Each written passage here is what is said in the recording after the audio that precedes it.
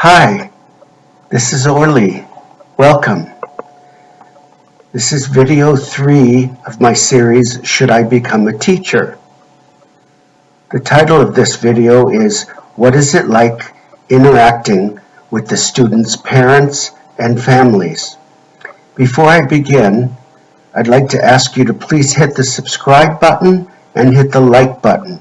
Also, please press the bell for notifications.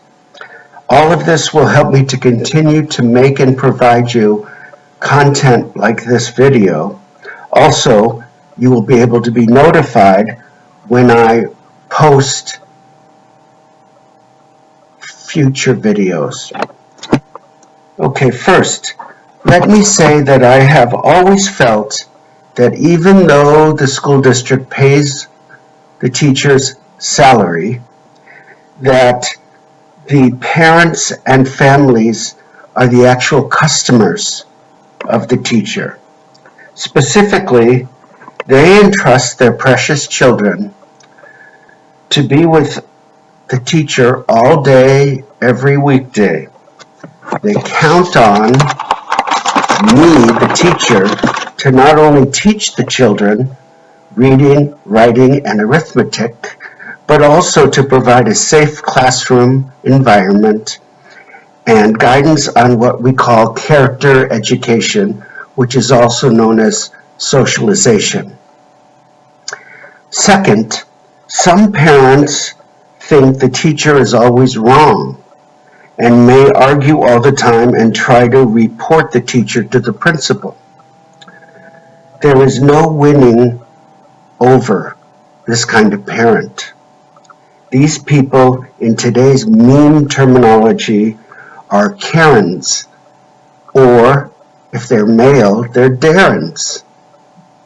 But seriously, the best strategy to do is to cross your T's, dot your I's, watch your P's and Q's around their children, and document everything. The terminology we used to use is CYA. I'm not going to say what those are. Even then, expect the principal to sell you out and to take the parent's side. Specifically, I had one principal who took the parent's side when I had followed to the letter that same principal's often repeated policy. My wisdom for you is to expect not to be supported by the principal, but when you are supported, enjoy it as a surprise. Third, most parents and families are very appreciative of the teacher and want to support you. Just be honest with them and they will trust you. I set up the school year in the following manner. I sent home a packet with a welcome letter in all relevant languages for the students' families, setting out my homework policy and my behavior expectations, including rules, rewards, and consequences. I made sure that each family's student and parent both signed their copy of the policies and turned them in to me.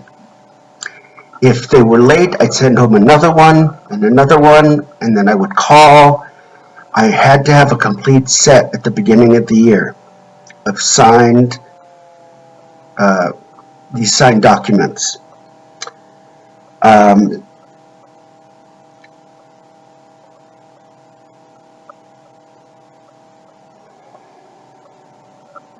Inevitably, there would be a parent who would challenge one of my rules, one of the rewards given to another child, not theirs, or one of the consequences given to their child. I would bring out the signed documents I just referred to. I would point out specifically to the parent their own signature or their spouse's signature and the date, and the child's signature and the date, and say, you've already agreed to these. You were notified of them at the beginning of the year. I'm just following through on what you agreed to. Inevitably, the parents backed off. Sometimes they didn't, but 99% of the time they did. They'd already agreed, they just forgot, or since I had proof, they really couldn't say anything. They might not like the rules and procedures, but they really waived, W-A-I-V-E-D, their right to complain because they waited months and months after they'd signed it. They should have complained about my rules or procedures or whatever when they were asked to sign it, but they didn't. Anyway, fourth, I had a lot of helpful parents. One mother who was a math whiz came in to volunteer as a math tutor for the students in my class who were having trouble with math and who needed more help than I was able to give them during the school day. The trendy, newfangled math that kept changing left these students' parents out of the loop and unable to help their students. I'll give you one example that I consider egregious.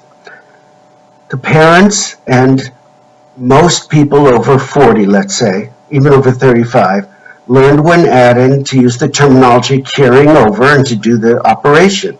They also learned with doing subtraction, borrowing.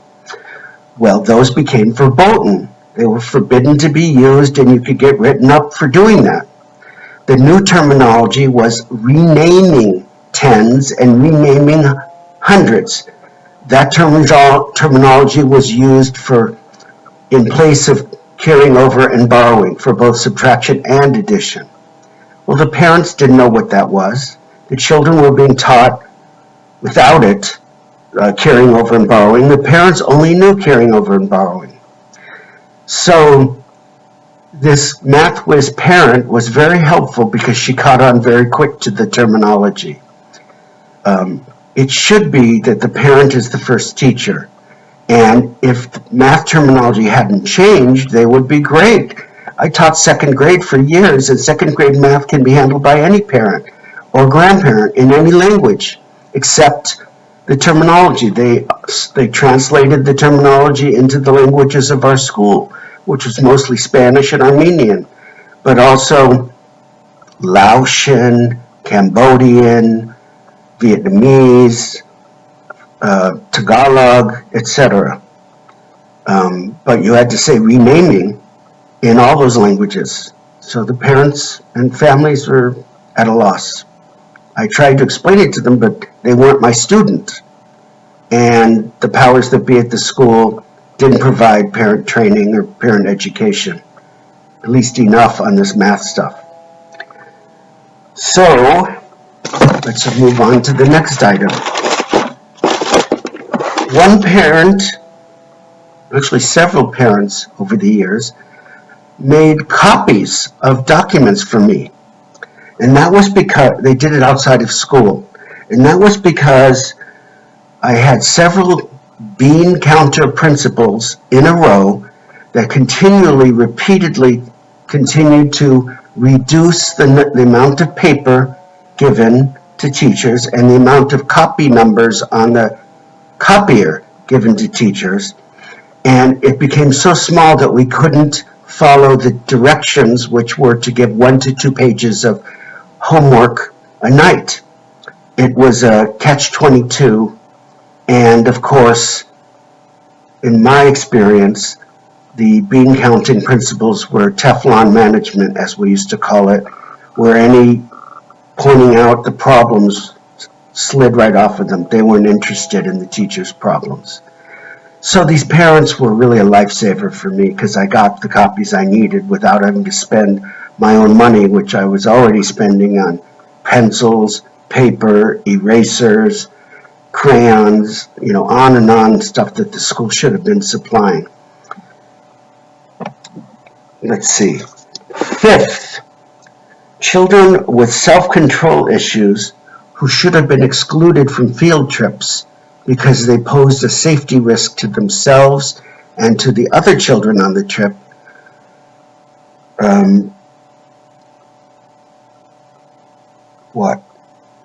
they were mandated by the principal to be taken. No one could be excluded. Now, we weren't excluding them as punishment. We were excluding them for safety reasons, but that prerogative was forbidden. So the way I worked around that was each difficult behavior child, I invited their parent to come along on the trip to supervise their child. I paid for whatever admission price wherever we were going for each of those parents. I bought them lunch, each of those parents, and the problem was taken care of. I didn't have to babysit a difficult child. I was able to supervise all of them properly. One time, we went to the local zoo, and 2 children who were not behavior problems wandered off on their own, and I couldn't find them, and I thought I was going to be fired, and they weren't even a behavior problem. So you can imagine what the behavior kids could have done. Who knows? Climbed over a fence into an animal exhibit at the zoo. Who knows?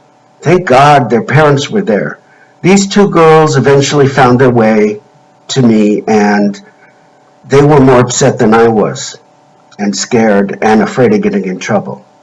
So we made a deal. We wouldn't talk about it. None of us would get in trouble.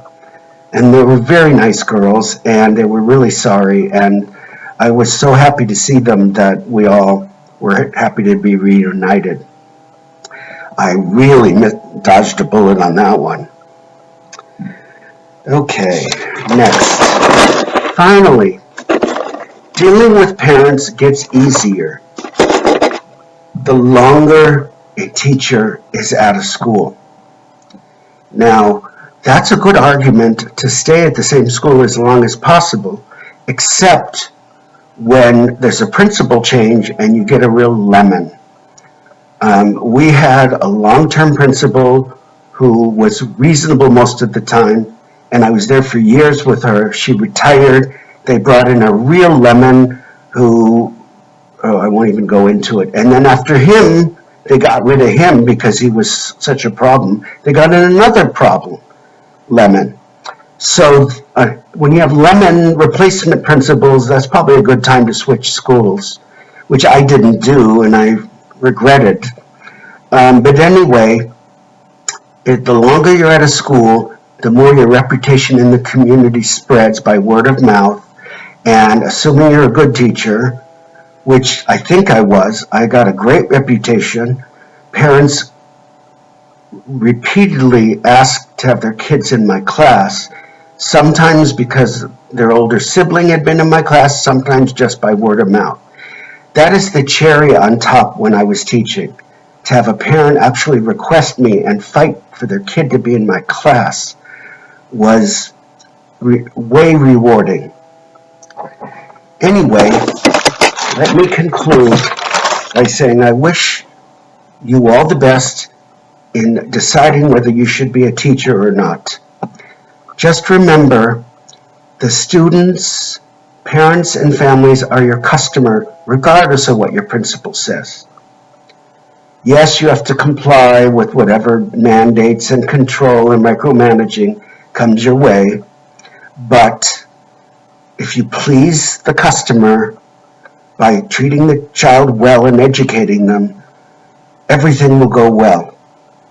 And please remember, those difficult Karen or Darren parents, don't try to please them, don't try to win them over, just protect yourself. Document and do everything by the book. I hope this video has been helpful to you, and I hope it provided you information about parents and families. Please stay tuned for future videos in this series. Goodbye for now. This is Orly signing off.